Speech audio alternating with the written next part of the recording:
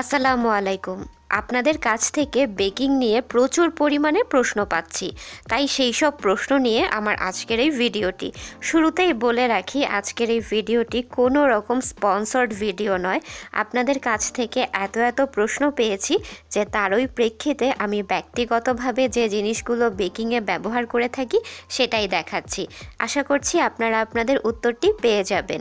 আমার এরকম নিত্য নতুন ভিডিওর আপডেট পেতে যারা এখনও আমার চ্যানেলটি সাবস্ক্রাইব করেননি তারা প্লিজ সাবস্ক্রাইব করে পাশে থাকা বেল বাটনটি ক্লিক করে রাখবেন। এতে করে আমি যখনই নতুন কোনো রেসিপি আপলোড করব আপনারা সাথে সাথেই নোটিফিকেশন পেয়ে যাবেন।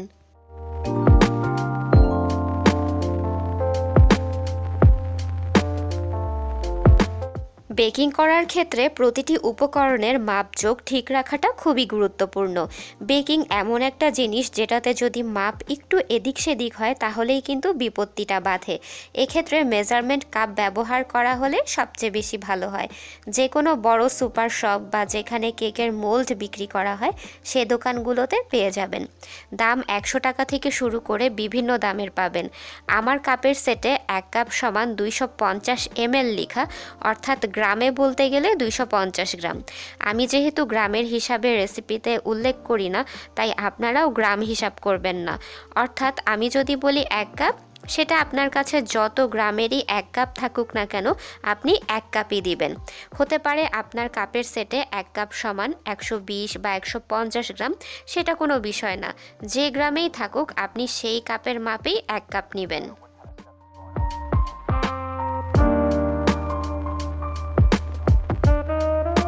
আমি সব সময় হার্শেজের কোকো পাউডারটাই ব্যবহার করে থাকি। আমার কাছে এটাই ভালো লাগে।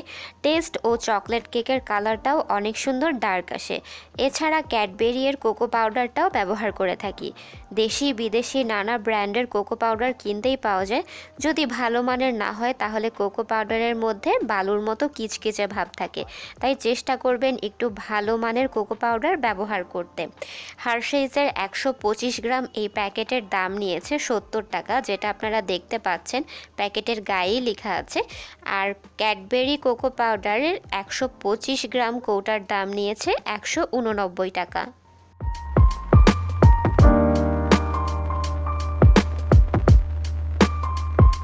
বর্তমানে আমি ফস্টার ক্লার্কসের বেকিং পাউডার ব্যবহার করছি। এটা বেশ ভালো লাগছে আমার কাছে। আমার নির্দিষ্ট কোনো ব্র্যান্ড চয়েস নেই। বেকিং পাউডার শেষ হয়ে গেলে আমি বাজারের লিস্টে লিখে দিই, যেটাই কিনে আনা হয় আমি সেটাই ব্যবহার করি। আর ফস্টার ক্লার্কসের এই বেকিং পাউডারটার দাম নিয়েছে 150 টাকা।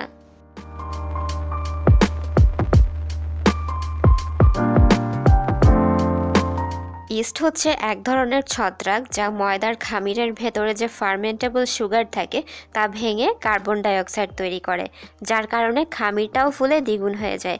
এছাড়া ইস্ট ব্রেড জাতীয় খাবারকে নরম তুলতুলে ও হালকা করতে সাহায্য করে। এই ইস্টগুলো আপনারা যে কোনো বড় বড় সুপার শপগুলোতে পেয়ে যাবেন। আমি এখানে বিভিন্ন রকমের ইস্ট ব্যবহার করে থাকি, যেমন প্রভাতী, আলিফ, হাইকো। এছাড়াও বাইরের দেশেরও বিভিন্ন রকমের ইস্ট আপনারা কিনতেই পাবেন। দাম 30 টাকা থেকে শুরু করে ব্র্যান্ড ভেদে বিভিন্ন রকমের দামের ইস্ট কিনতে আপনারা পেয়ে যাবেন। ইস্ট দেখতে এরকম দানাদার হয়ে থাকে, আর ইস্ট বাজার থেকে কিনে আনার পর আমি সাথে সাথে ডিপ ফ্রিজে রেখে সংরক্ষণ করি। আমি দেখেছি ডিপ ফ্রিজে রাখার পর মাসখানেক পরেও ব্যবহার যদি করি সেক্ষেত্রেও ইস্টের অ্যাক্টিভিটি একদমই ঠিকঠাক থাকে। তাই আমিও আপনাদের সাজেস্ট করব, কিনে আনার পর আপনারা চাইলে নর্মাল ফ্রিজ অথবা ডিপ ফ্রিজে রেখে দিতে পারেন। এতে করে ইস্টটা নষ্ট হবে না এবং দীর্ঘদিন যাবতই আপনারা ব্যবহার করতে পারবেন। আর বাইরে রেখে দিলে অনেক সময় হয় যে আমাদের দেশের যে তাপমাত্রা, তো গরমে দেখা যায় ইস্টের অ্যাক্টিভিটিটা নষ্ট হয়ে যেতে পারে। তাই বেটার হয় ডিপ ফ্রিজ অথবা নর্মাল ফ্রিজে রেখে সংরক্ষণ করলে।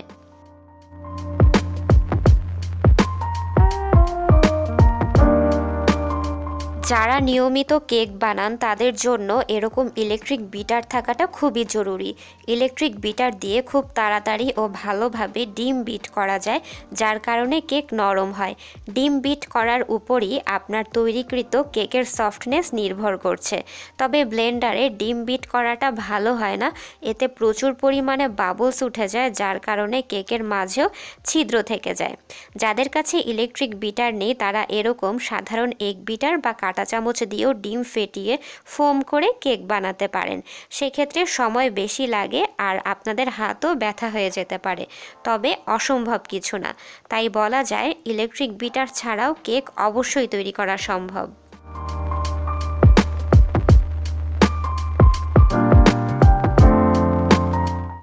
আমার কেকের রেসিপিতে আমি ভ্যানিলা বা চকলেট এসেন্স ব্যবহার করে থাকি।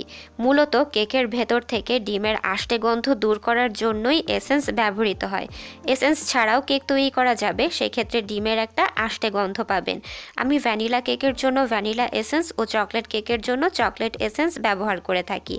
ভ্যানিলা এসেন্সের দাম নিয়েছে 60 টাকা এবং চকলেট এসেন্সের দাম নিয়েছে 55 টাকা। এছাড়াও বাজারে আরও বিভিন্ন ধরনের এসেন্স যেমন strawberry, Apple, orange, banana, mango ইত্যাদি এসেন্সও কিনতে পারবেন। আপনারা কোন ফ্লেভারের কেক বানাতে চাচ্ছেন তার উপর নির্ভর করে এসব এসেন্স কিনতে পারবেন। আর এ ধরনের এসেন্সগুলো আপনারা যে কোনো ধরনের বড় বড় সুপার শপগুলোতে পেয়ে যাবেন।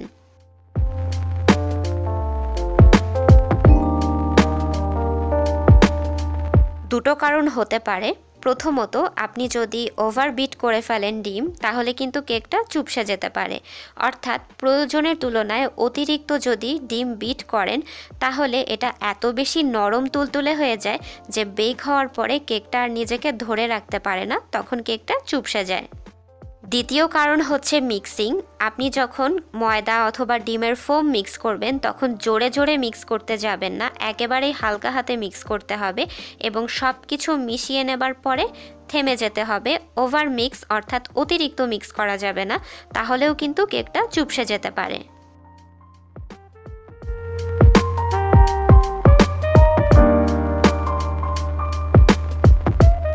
আসলে আমাদের দেশের যে আবহাওয়া তাতে কিন্তু একটু পরপর ক্রিমটা গলে যাওয়াটাই স্বাভাবিক। যদি ডেকোরেশন করতে করতে একটু পরপর ক্রিম গলে যায়, সেক্ষেত্রে আপনাকে ক্রিমটাকে ডিপ ফ্রিজে 1 মিনিটের মতো রাখতে হবে, এতে করে ক্রিমটা জমে যাবে। তারপরে আবার ডিজাইন করতে হবে, তারপর দেখবেন আবার গলতে থাকবে, আবারও আপনাকে ডিপ ফ্রিজে এভাবে রেখে রেখে ডিজাইন করে নিতে হবে। তবে এই সমস্যাটা বেশিরভাগ সময় দেখা যায় গরমকালেই হয়, যেহেতু তাপমাত্রা বেশি থাকে এটা কিন্তু একটু পরপর গলে যাবে, এটাই স্বাভাবিক। তবে শীতকালে খুব একটা সমস্যা হয় না, যেহেতু ঠান্ডা থাকে এবং তাপমাত্রাটাও কম থাকে, তাই শীতকালে কিন্তু কেক ডেকোরেশন করলে সেই ক্রিমটা সহজে গলে যাবে না।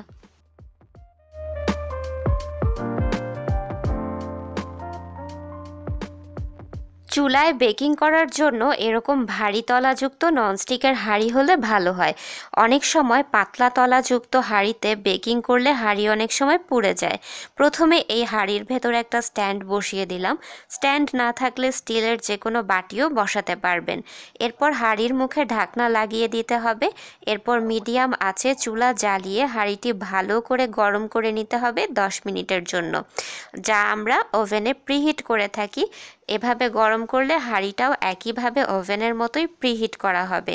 10 মিনিট পর আপনি যে খাবারটি বেক করতে চান সেটির মোল্ড স্ট্যান্ডের উপর বসিয়ে হাঁড়ির মুখ ঢাকনা দিয়ে ঢেকে রেসিপিতে উল্লেখ করা সময় অনুযায়ী বেক করতে হবে। মোল্ডের নিচে স্ট্যান্ড দেওয়ার উদ্দেশ্য হচ্ছে যাতে খাবারটি পুড়ে না যায়। আপনি সরাসরি হাঁড়ির ভেতরে মোল্ড দিলে কেকের নিচটা পুড়ে যাবে, যা আমি সসপ্যানে কেক তৈরির ভিডিওতে দেখিয়েছিলাম। ঠিক এভাবে করেই আপনারা কেক, বিস্কুট, কুকিজ, পাউরুটি, ব্রেড জাতীয় যে কোনো ধরনের খাবারই বেকিং করতে পারবেন।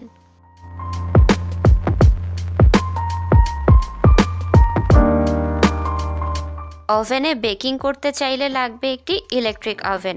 সাধারণ মাইক্রোওয়েভ ওভেনে বেকিং করা যায় না। আমার ওভেনে প্রথমেই আছে তাপমাত্রা, এখানে তাপমাত্রা সেট করতে হবে নব ঘুরিয়ে। রেসিপিতে যত ডিগ্রি সেলসিয়াসের কথা বলা থাকবে সেভাবেই সেট করতে হবে। পরবর্তী স্টেপ হচ্ছে ফাংশন। 3টি ফাংশন আছে, আপার হিট অর্থাৎ শুধু উপর থেকে তাপ আসবে, লোয়ার হিট অর্থাৎ শুধু নিচের দিক থেকে তাপ পাবে, আরেকটি হচ্ছে আপার লোয়ার হিট বোথ অর্থাৎ উপর নিচ দুদিক থেকেই তাপ পাবে। যে কোনো বেকিং করার ক্ষেত্রে আপার লোয়ার হিট বোথ এই অপশনটাকেই সিলেক্ট করতে হয়, অর্থাৎ যেটা দেখতে পাচ্ছেন বেক অর রোস্ট এই অপশনটাকে সিলেক্ট করতে হয়। তবে ক্ষেত্র বিশেষে অন্য যে কোনো ফাংশনও সিলেক্ট করা যেতে পারে, সেক্ষেত্রে ওই রেসিপিতেই উল্লেখ করা থাকবে। সর্বশেষ ফিচার হচ্ছে টাইমার। রেসিপিতে উল্লেখিত সময় আপনাকে এখান থেকে সিলেক্ট করে দিতে হবে। তবে এক এক ব্র্যান্ডের ইলেকট্রিক ওভেন দেখতে এক এক রকম, তবে যেরকমই হোক না কেন এই 3টা বেসিক ফিচার কিন্তু থাকবেই। তো দর্শক, বেকিং নিয়ে আপনাদের অনেকের মাঝেই যা যা প্রশ্ন ছিল তা কিন্তু আজকে আমি এই ভিডিওতে অনেকটাই উত্তর করে দিয়েছি। আশা করছি আপনারা আপনাদের উত্তর পেয়ে গিয়েছেন। তারপরও যদি আর কোনো রকমের প্রশ্ন থাকে অবশ্যই আমাকে কমেন্ট করে জানিয়ে দিবেন। আমি তাহলে আজকের মতো বিদায় নিচ্ছি। সবাই খুব ভালো থাকবেন, আমার জন্য দোয়া করবেন এবং দেখতে থাকুন জেনির শখের রান্নাবান্না। আল্লাহ হাফেজ।